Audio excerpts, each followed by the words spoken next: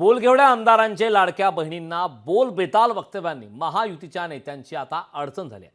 स्वकीयांना आवरण्याचं महायुतीसमोर आव्हान आहे। रवी राणांच्या वक्तव्यानं निर्माण झालेला वाद मिटवत नाही। तोच साताऱ्यातील शिवसेना आमदार महेश शिंदेंनी लाडकी बहीण योजनेच्या लाभार्थ्यांना दंबाजी केली।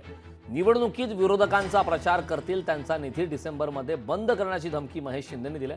महेश शिंदेंच्या या धमकीवरून आता मोठा वाद निर्माण झालाय। पाहूयात या संदर्भातला एक स्पेशल रिपोर्ट।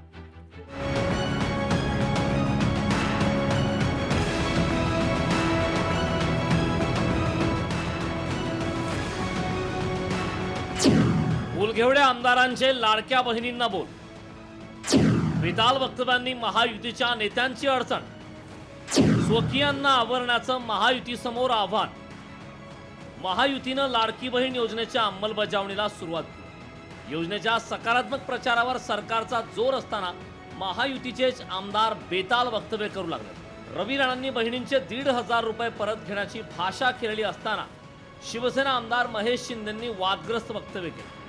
निवडणुकीत विरोधात प्रचार करणाऱ्यांना योजनेतून बाद करण्याचा इशाराच महेश शिंदेंनी दिला। डिसेंबरमध्ये स्क्रुटिनी कमिटीची बैठक आहे। खत्री साहेब, स्क्रुटिनी इलेक्शनच्या नंतर आहे। कोण पात्र आणि कोण अपात्र तुम्हाला तुमचा आमदार माहिती आहे।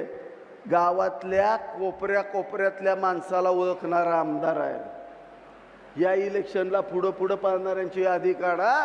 आपण त्यांचा कार्यक्रम डिसेंबरमध्ये करू हा शब्द तुम्हाला देतो।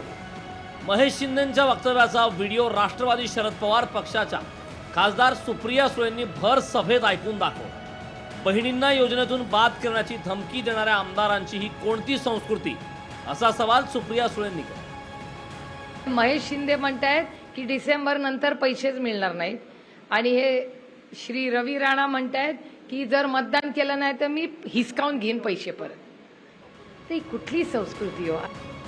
सरकारी योजनांच्या प्रचारासाठी सरकारनं 50,000 योजनादूत नेमण्याचा निर्णय घेतलाय, पण महेश शिंदेंसारख्या बोलघेवड्या आमदारांनी त्यांची बेताल वक्तव्य कायम ठेवल्यास सरकारचं कठीण होऊन बसेल, अशी चर्चा सुरू झाली। इम्तियाज मुजावर, लोकशाही मराठी, सातारा।